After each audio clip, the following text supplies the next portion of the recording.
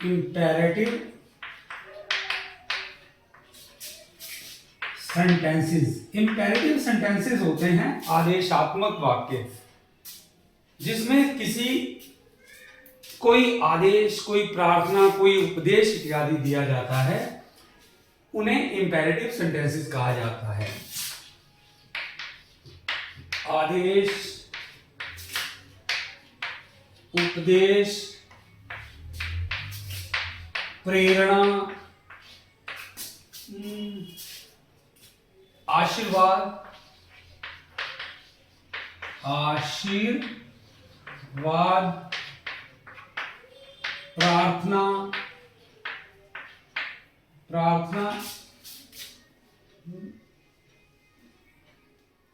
प्रार्थना इत्यादि वाले वाक्य हैं। इत्यादि वाले वाक्य, तो जिनमें आदेश, प्रार्थना, उपदेश, आशीर्वाद, प्रेरणा, ये सब होता है, उन्हें इंपेरेटिव सेंटेंसेस। साधारण वाक्यों में इनकी साधारणता, इनकी शुरुआत सीधा वर्ब से होती है। वर्ब से कैसे? जैसे अपने माँ बाप का कहा मानो, अपने माँ बाप का कहा मानो, तो क्या होगा? कहा मानो होता है ओबे, सीधा चालू होगा, ओबे योर पेरेंट्स। ओबे योर पेरेंट्स, अपने माँ बाप का कहा मानो। दूसरों की सहायता करो, दूसरों की सहायता करो, तो सीधा होगा। सहायता करना होता है हेल्प, हेल्प से शुरुआत होगी, हेल्प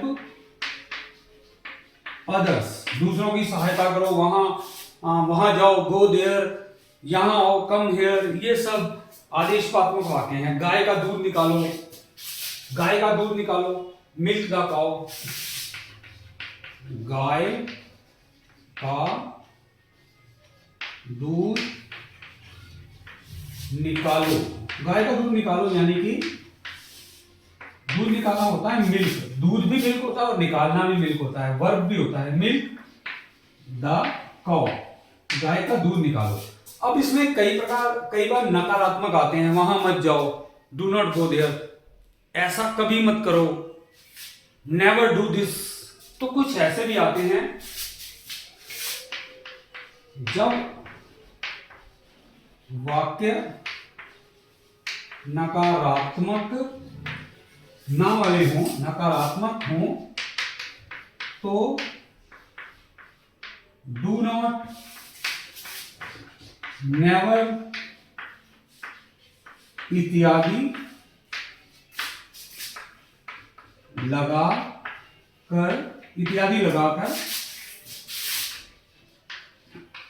शुरुआत की जाती है। तो शुरुआत कहां से की जाती है अगर नकारात्मक हो? डू नॉट, नेवर, जैसे do not go, never tell a lie, कभी झूठ मत बोलो, इस प्रकार। अब हम इसके कुछ सेंटेंसेस लेंगे। दूसरों का बुरा मत सोचो, कभी दूसरों का बुरा मत सोचो। ये आप स्क्रीनशॉट लेना चाहें तो ले सकते हैं, क्योंकि मैं इसे मिटाने वाला हूं।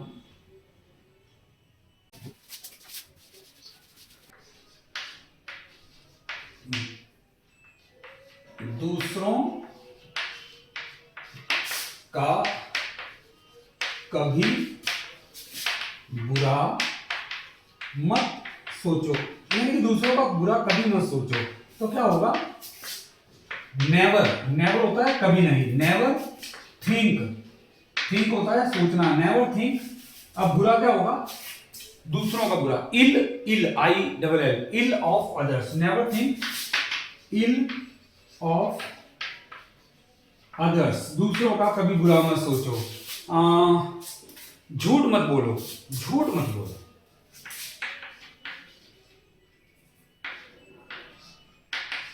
झूठ मत बोलो, झूठ मत बोलो। डू नॉट टेल अ लाई।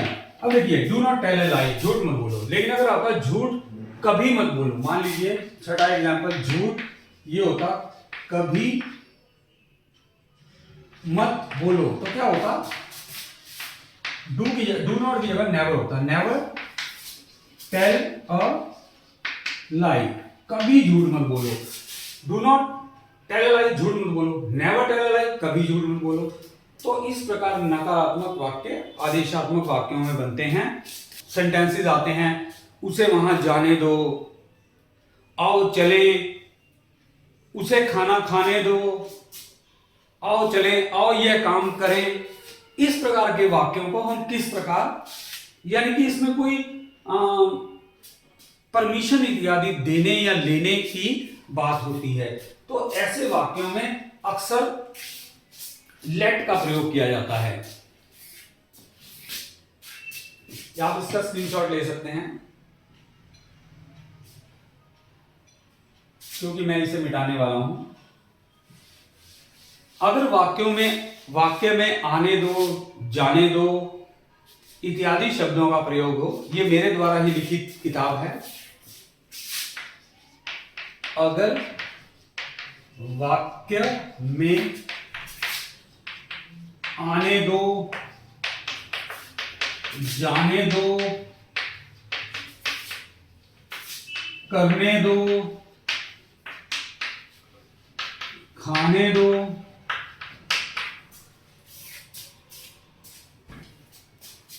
आओ चले, आओ चले,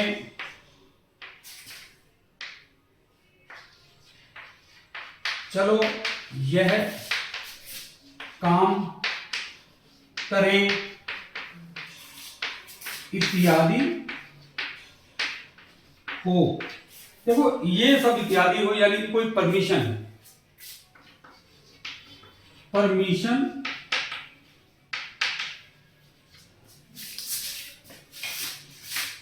लेना या देना झलकता हो, यानी कि कोई परमिशन लेना या देना झलकता हो, तो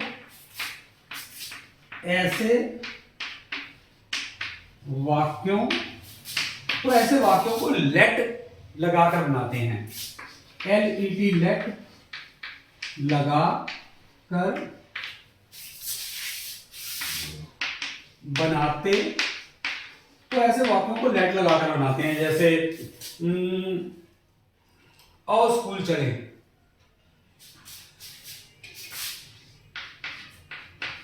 आओ स्कूल चले, यानी कि एक परमिशन हो रही है या इनवाइट किया जा रहा है, आओ स्कूल चले।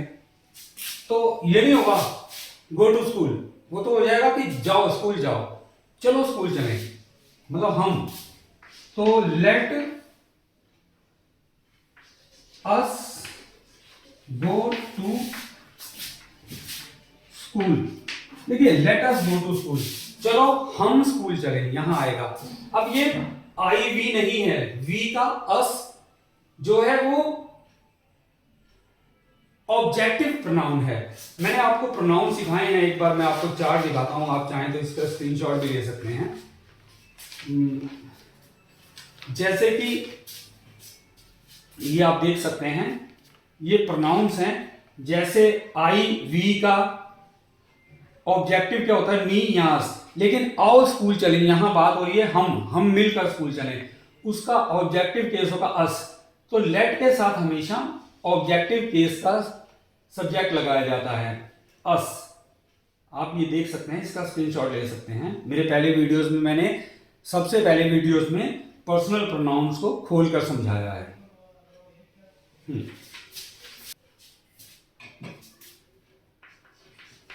जब लेट वाले नोट, ये नोट ध्यान से देखिएगा, जब लेट वाले वाक्य हों तो सब्जेक्ट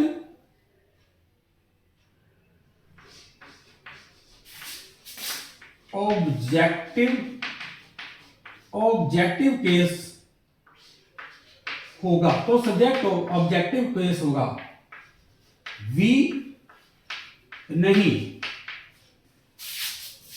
बल्कि अस होगा। अब देखिए, अगर लेट वाले वाक्य हैं, let us go to school, तो सब्जेक्ट जो होगा, मैंने आपको बताया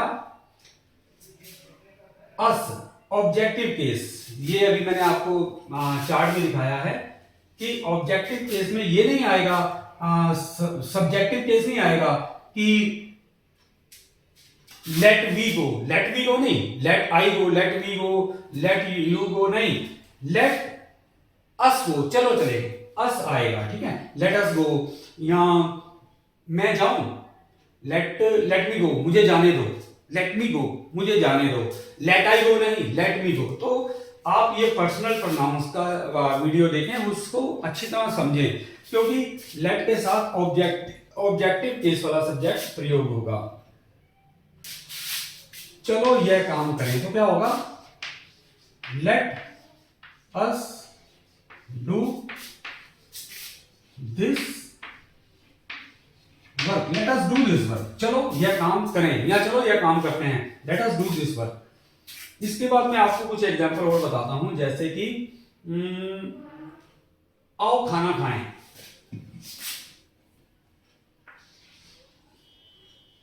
एग्जाम्पल, आओ खाना खाएं, आओ खाना खाएं। अब आओ खाना खाएं का होगा लेट अस हैव फूड, चलो खाना खाते हैं, लेट अस हैव फूड। तो इस तरीके से इंपेरेटिव सेंटेंसेस को आप दे सकते हैं। लेकिन अगर इसमें नहीं वाला आ जाए, जैसे कि उसे बाजार ना जाने दो, तो क्या होगा,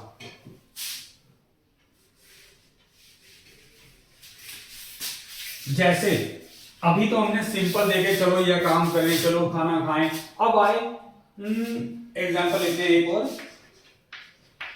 उसे बाजार ना जाने दो, तो क्या होगा, do not let him go to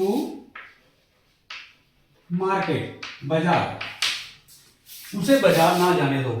अगर मैं कहूं उसे बाजार जाने दो तो क्या होगा, let him go to market, उसे बाजार जाने दो। लेकिन यहां आ गया उसे बाजार ना जाने दो, do not let him go to market, उसे बाजार कभी मत जाने दो, क्या हो जाएगा, never let him go to market. अगर कभी नहीं आएगा तो नेवर लग जाएगा। लेकिन जैसे उसे कभी झूठ मत बोलने दो, never let him tell a लाई।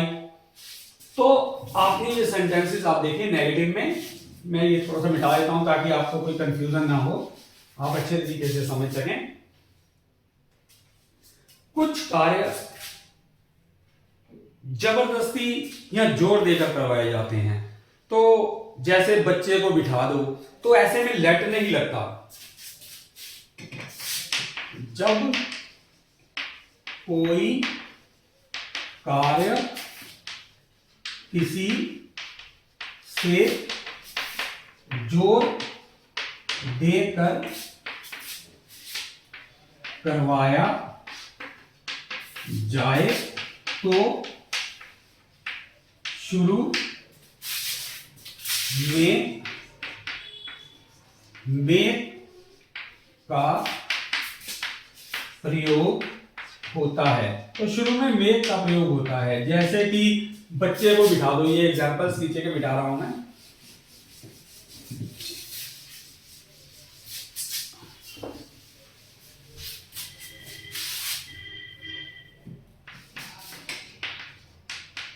बच्चे को बिठा दो, यानी उसे बच्चे को बैठने पर मजबूर कर दो। मेक चाइल्ड सिट, बच्चे को बिठा दो, या फिर उसे यह काम करने पर मजबूर कर दो, उसे यह काम करने पर मजबूर कर दो। तो क्या होगा,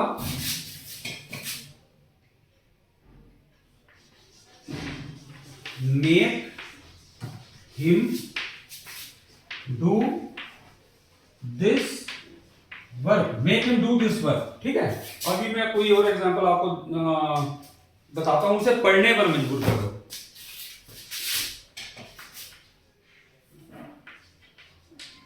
उसे पढ़ने पर मजबूर